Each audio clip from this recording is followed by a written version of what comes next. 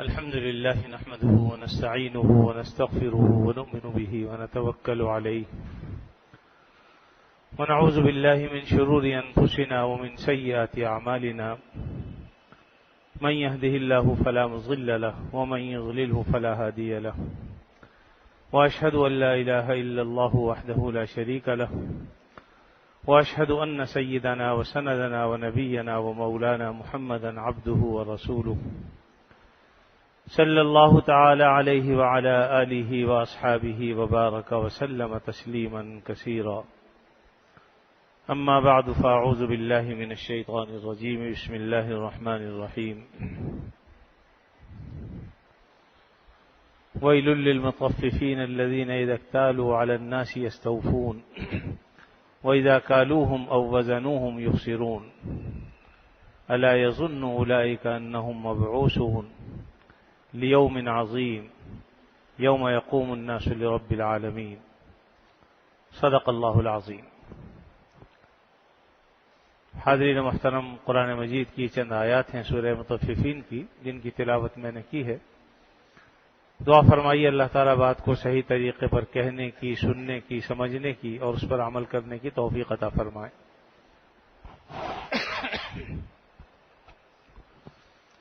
گزشتہ جمعہ میں نے جھوٹ سے متعلق کچھ باتیں عرض کی تھیں۔ آپ بھی جانتے ہیں اس بات کو اور میں بھی کہ ہمارے معاشرے میں جھوٹ سرایت کر چکا ہے، ایک ناسور بن کر، اور شاید ہی ہمارا کلام جھوٹ سے خالی ہوتا ہو الا ماشاء اللہ، ورنہ بات بات پر جھوٹ بولنا، دوسرے کو دھوکہ دینا، اور اس کو ہم اپنے لیے اپنی فنکاری سمجھتے ہیں، خوبی سمجھتے ہیں۔ معاشرے کے اندر ایک اور چیز جو آج پھیلی ہوئی ہے، اس جھوٹ کے ساتھ ساتھ ناپ تول میں کمی۔ کسی دکان پہ آپ چلے جائیں، شاید ہی ایسا کوئی ہو، ورنہ عام طور پر یہ شکایت عام ہے کہ ناپ تول میں کمی کرتے ہیں، چند پیسوں کی خاطر اپنا ایمان بیچتے ہیں، اپنی آخرت خراب کرتے ہیں۔ اللہ رب العزت نے ان آیات میں اسی ناپ تول کی میں کمی کرنے سے منع فرمایا ہے۔ چنانچہ فرمائے کہ ویل للمطففین، مفہوم اس کا یہ ہے کہ ہلاکت ہے یا دردناک عذاب ہے، یا کم سے کم لفظوں میں افسوس ہے ان لوگوں پر جو ناپ تول میں کمی کرتے ہیں۔ اور ان لوگوں کا حال یہ بتایا کہ جب یہ خود مال وصول کرتے ہیں تب تو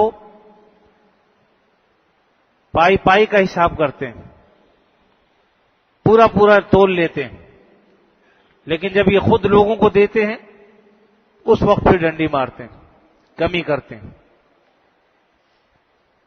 تو اللہ تعالیٰ فرما رہے ہیں کیا ان کو یہ بات پتہ نہیں ہے کہ قیامت کے دن اللہ کے سامنے پیش ہوں گے، ایک ایک پائی کا اور ایک ایک آنے کا حساب ہوگا۔ اس دن کو اللہ تعالیٰ یاد دلا رہے ہیں۔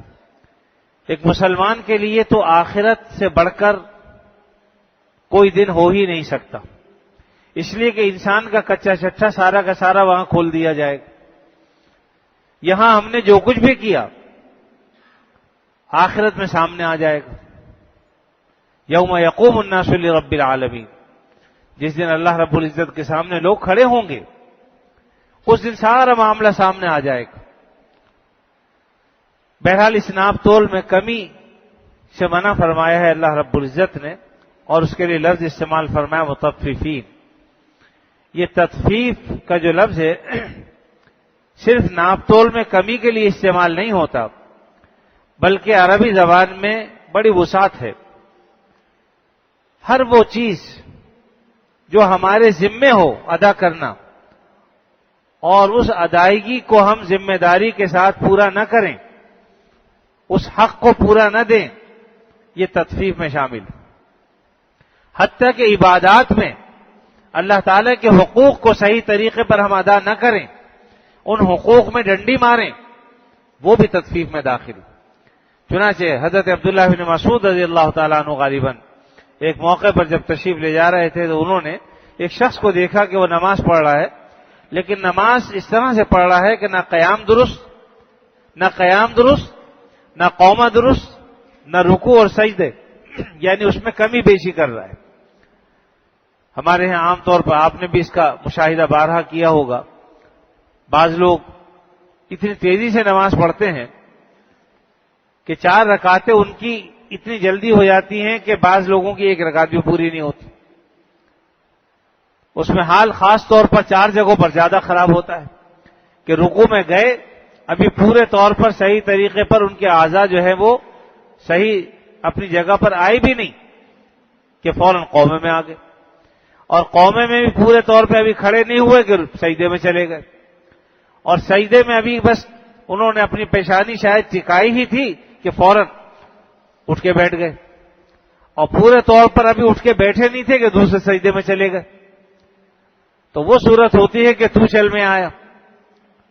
انتہائی تیزی کے ساتھ نماز پڑھتے ہیں، جس میں نہ سجدہ ادا ہوتا، نہ رکوع ادا ہوتا، نہ قومہ ہوتا، نہ دونوں سجدوں کے درمیان بیٹھنے کی حالت صحیح طریقے پر ادا ہوتی، جس کے نتیجے میں نماز ہی نہیں ہوتی۔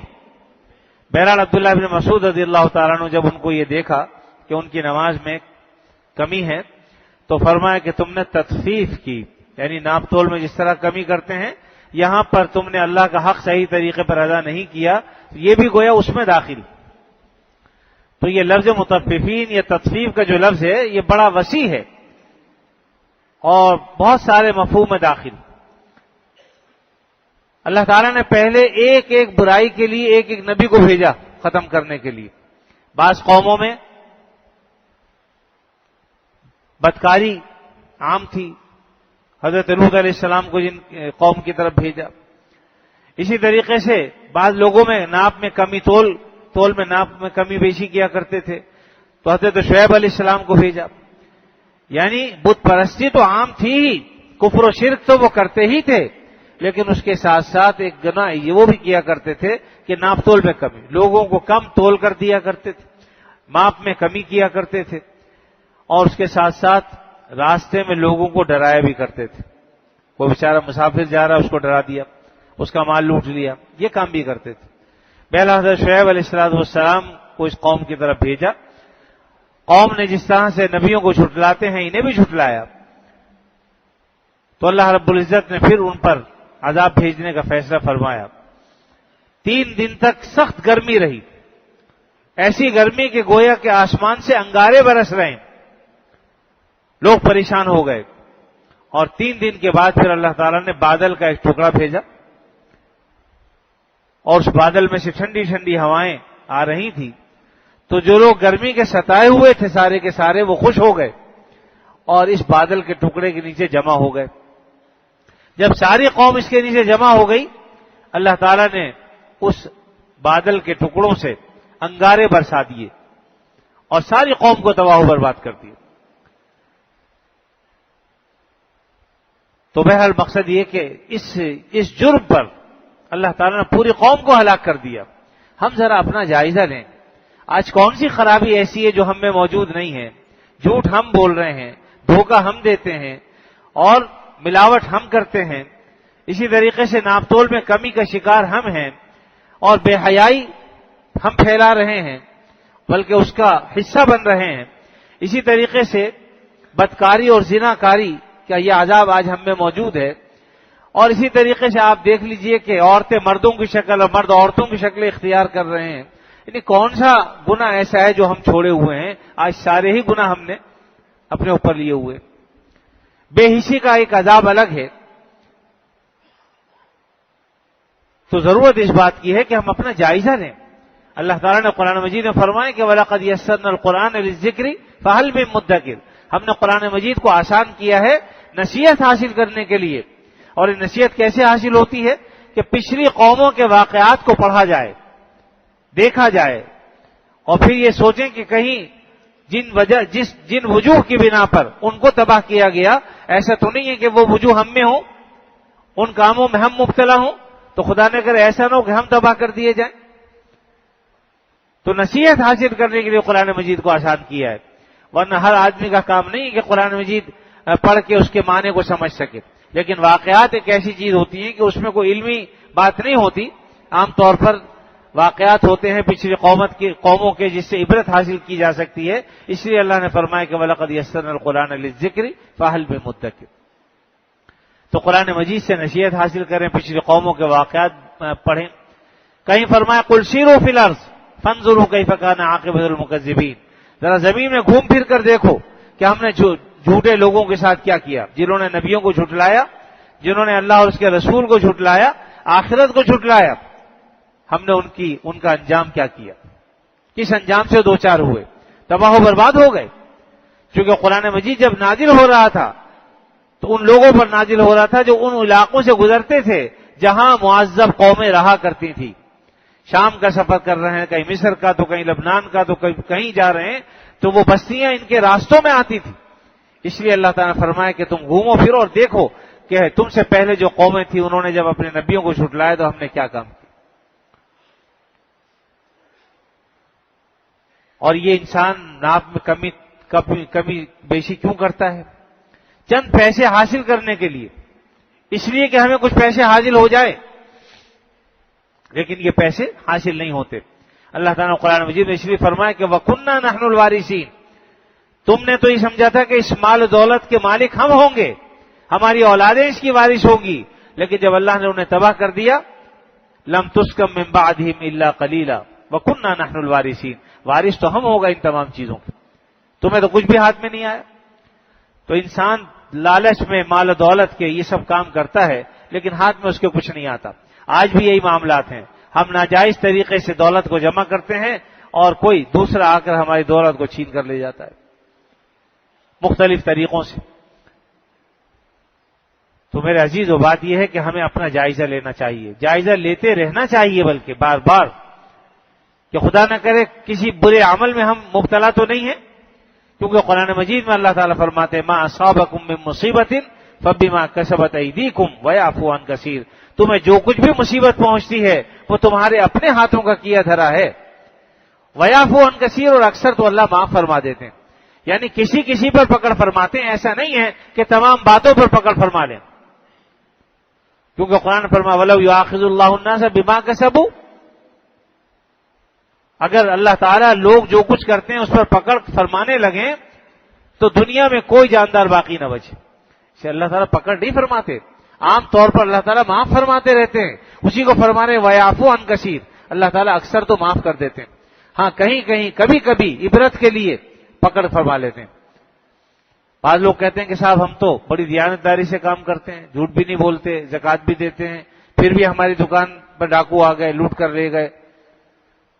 تو ہمارے بزرگ فرماتے ہیں بات یہ ہے کہ آدمی صرف اسی کو نہ دیکھے, اور بھی بہت سے معاملات ہیں ان پر بھی نظر کرے آدمی. بعض اوقات آدمی اس لیے تباہ کر دیا جاتا ہے کہ وہ خود تو ظلم نہیں کر رہا, لیکن جو لوگ ظلم کر رہے ہیں ان کے ظلم پر اس کے ماتھے پر شکن بھی نہیں آتی, دوسروں کو نیکی کی تعلیم بھی نہیں دیتا, ہدایت بھی نہیں کرتا. یہ بھی سبب بن جاتا ہے بعض اوقات.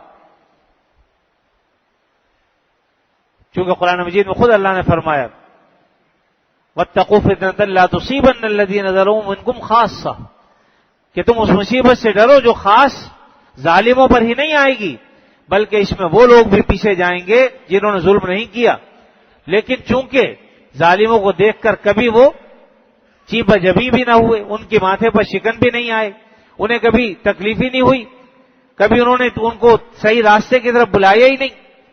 تو بعض اوقات جب عذاب آتا ہے تو پھر یہ نہیں دیکھتا کہ اس میں ظلم کس نے کیا ہے اور ظلم کس نے نہیں کیا, سب لپیٹ میں آ جاتے ہیں. تو اس لیے ہمیں اس کی بھی فکر کرنی چاہیے. اگر ہمارے سامنے کوئی ایسا معاملہ ہو رہا ہو تو ہمیں چاہیے کہ ہم اس کو بتائیں کم از کم, جس حد تک ہم میں استطاعت اور قدرت ہے. ورنہ آخری درجہ جو ہے وہ تو حاصل ہی ہونا چاہیے کہ آدمی اس کو برا تو سمجھے کم از کم کہ جو کام یہ ہو رہا ہے غلط ہے.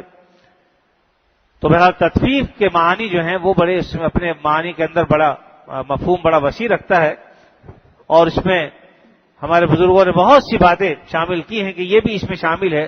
مثلا ایک شخص بیوی کا حق صحیح طریقے پر ادا نہیں کر رہا, یا بیوی اپنے شوہر کے حقوق کو صحیح طور پہ ادا نہیں کر رہی, یہ بھی تطفیف میں داخل. کوئی شخص مہر اپنی بیوی کو نہیں دیتا, یہ بھی تطفیف میں داخل. تو یہ سارے کے سارے کام جو آج ہم کر رہے ہیں، ہمیں بعض اوقات ہم سمجھتے ہیں کہ ہم تو کوئی ظلم ہی نہیں کر رہے، ہم نے تو زیادتی ہی نہیں کی، پھر بھی ہمارے ساتھ یہ معاملہ ہو گیا. لیکن حقیقت میں کوئی نہ کوئی کمی، کوئی نہ کوئی زیادتی ہم سے ہو رہی ہوتی ہے اور ہمارا ذہن اس طرف جاتا ہی نہیں. آج کتنے لوگ ہیں جو مال کو بیچتے ہیں تو عیب بچا کر بیچتے ہوں، کوشش کرتے ہیں کہ اس کو لیپا پوتی کر کے اس کا عیب چھپا دیں، اور پھر اس کے بعد گاڑی ہے کہیں سے اس کو اگر ہے تو معمولی سا رنگ کرا دیا، ڈینٹ پینٹ کرا دیا، اس کے بعد جناب بڑی اچھی کر کے اس کو پیش کر دیا، اس کا عیب کوئی نہیں بتاتا. ہم اپنے بزرگوں اور اسلاف کی طرف دیکھیں، امام ابو حنیفہ رحمۃ اللہ علیہ کے پاس ایک تھان آ گیا، وہ تھان ایسا تھا جس میں عیب تھا. انہوں نے اپنے جو ملازم تھے ان کو کہا کہ دیکھو بھائی، جب گاہک آئے تو اس تھان کو میں جو عیب ہے وہ بتا کر فروخت کرنا، ایسی فروخت مت کر دینا. اب اس کی مرضی، اگر لینا چاہے تو لے لے، نہ لینا چاہے تو چھوڑ دے. لیکن وہ تھان بک گیا. امام صاحب نے پوچھا کہ ہاں بھائی اس تھان کا کیا بنا؟ تو کہا کہ وہ تو بک گیا. کہ تم نے عیب بتایا تھا؟ کہ عیب بتانا یاد نہیں رہا. اب اس شخص کی تلاش ہوئی. اس زمانے میں شہروں کی آبادی اتنی تو ہوتی نہیں تھی، چھوٹے شہر ہوتے تھے، چھوٹے قصبے ہوتے تھے. بہرحال تلاش بسیار کے بعد اس شخص کا پتہ چلا. تو امام صاحب نے بتایا کہ بھئی جو تھان تم لے گئے تھے اس میں یہ عیب ہے، اب تم چاہو تو اسے واپس کر دو اور چاہو تو خرید لو. تو یہ تکلیف اٹھاتے تھے اتنی.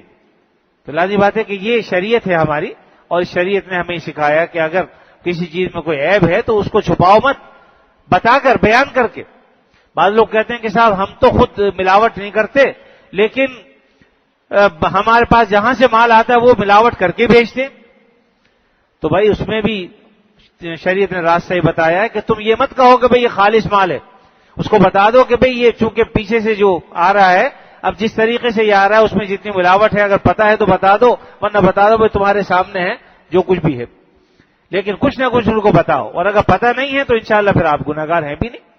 لیکن جس حد تک ہمیں معلوم ہے اس معاملے کو ہمیں واضح کر دینا چاہیے تاکہ کوئی آدمی جو ہے وہ دھوکے کا شکار نہ ہو. اسی طریقے سے بہت ساری چیزیں ہمارے ہاں تو آج کل اس کو فن سمجھا جاتا ہے کہ خراب چیز کو ہمیشہ نیچے چھپا کے رکھتے ہیں اور اچھی چیز کو ہمیشہ اوپر رکھیں گے تاکہ لوگ سمجھیں کہ بھئی سارا مال ایسا ہی ہوگا.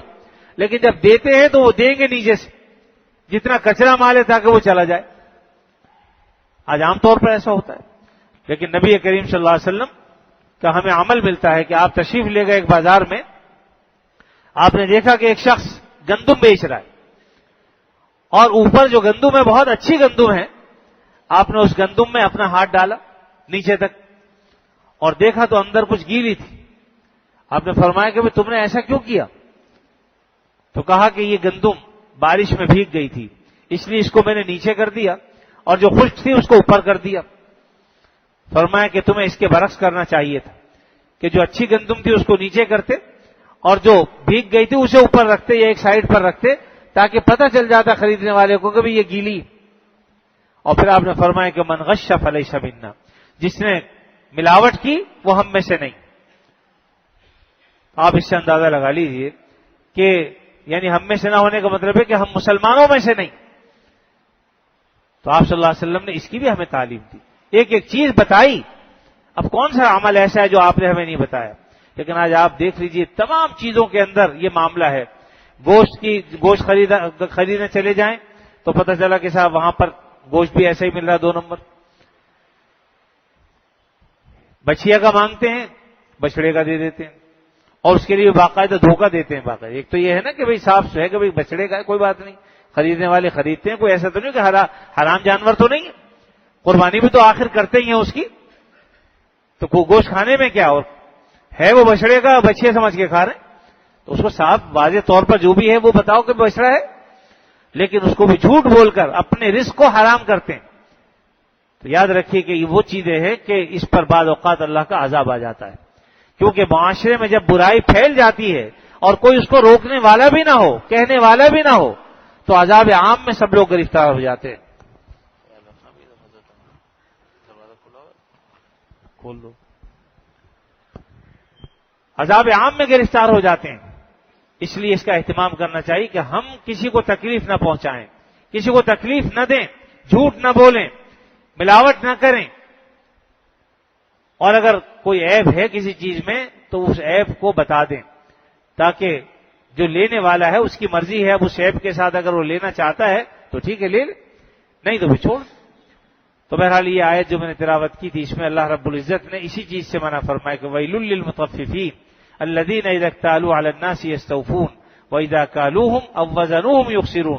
اب دیکھیے کہ اس میں ان کی جو فنکاری ہے وہ یہ بتائی کہ جب لیتے ہیں تو پورا پورا لیتے ہیں، لیکن جب دیتے ہیں اس میں پھر کمی کرتے ہیں۔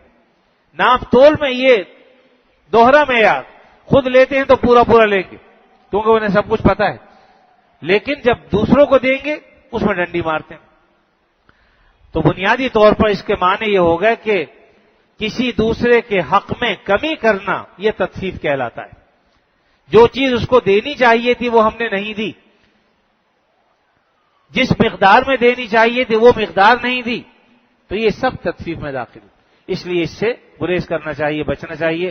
اللہ تعالیٰ اپنے فضل و کرم سے ہم سب کو اعمال صالحہ کی توفیق عطا فرمائے، اور شریعت اسلامیہ نے ہمیں جن کاموں کا حکم دیا ہے اللہ تعالیٰ ان پر عمل کرنے کی ہم سب کو توفیق عطا فرمائے۔